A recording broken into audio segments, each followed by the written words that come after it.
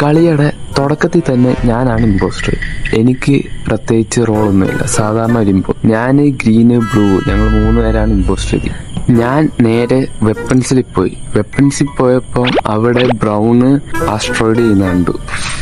ഞാൻ എന്നിട്ട് നേരെ ഇലക്ട്രിക്കിൽ പോയപ്പോൾ പർപ്പിളിനെ കണ്ടു. പർപ്പിളിനെ കൊന്നടാന്ന് പറയുമ്പോൾ യെല്ലോ എമർജൻസി മീറ്റിംഗ് വിളിച്ച്. ഞാൻ എന്നിട്ട് ബ്രൗൺ സേഫ് ആണെന്ന് പറഞ്ഞ്, ബ്രൗൺ അവിടെ ആസ്ട്രോയിഡ് ഉപയോഗിക്കുന്നത് കണ്ടുകൊണ്ട് ബ്രൗൺ സേഫ് ആണെന്ന് പറഞ്ഞ്. അപ്പം ബ്രൗണിന് എന്നെ സംശയം തോന്നാൻ ചാൻസ് കുറവാണ്. പക്ഷെ ഇവിടെ ബ്ലൂ ഫാൻഡ് ആണെന്ന് യെല്ലോ പറഞ്ഞ എല്ലാവരോട്. അപ്പം തന്നെ ബ്ലൂവിനെ എല്ലാവരും വോട്ട് ചെയ്ത് പുറത്താക്കി. ഞാൻ എന്നിട്ട് അവിടെ നിന്ന് നേരെ ഇലക്ട്രിക്കിൽ വന്നു. അവിടെ വന്നപ്പോൾ ആരോ ഡോറ് ക്ലോസ് ചെയ്ത്. അപ്പാണ് എൻ്റെ അടുത്ത് റെഡിനെ കണ്ട്. റെഡിനെ അപ്പം തന്നെ കൊന്ന്. എന്നിട്ട് ഞാൻ നൈസായിട്ട് അവിടെ നിന്ന് എസ്കേപ്പ് ആ നേരത്ത് തന്നെ യെല്ലോയുടെ ബോഡി റിപ്പോർട്ട് ചെയ്ത്. അപ്പം ഇവിടെ യെല്ലോനെ കൊന്നത് ഗ്രീനാണ് ഉറപ്പായിട്ടും. പിന്നെ ഇവിടെ ബ്രൗണിനെ നേരത്തെ സ്കിപ്പ് ചെയ്ത് എല്ലാവരും സംശയം തോന്നി, പ്രത്യേകിച്ച് ഗ്രീനിനെ. എന്നെ സംശയം കുറവായിരുന്നു.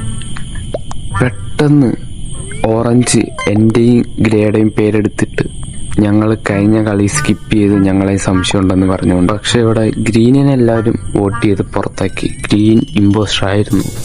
മീറ്റിംഗ് കഴിഞ്ഞ ഉടനെ തന്നെ അടുത്ത മീറ്റിംഗ് വിളിച്ചു റോസ്. എന്നിട്ടെല്ലാവരും ഗ്രേയെ സ്പാം ചെയ്യാൻ തോന്നി, ഗ്രേ ആണ് ഇമ്പോസ്റ്റർ എന്ന് പറഞ്ഞുകൊണ്ട്. അങ്ങനെ ഗ്രേനെ എല്ലാവരും വോട്ട് ചെയ്ത് പുറത്താക്കി.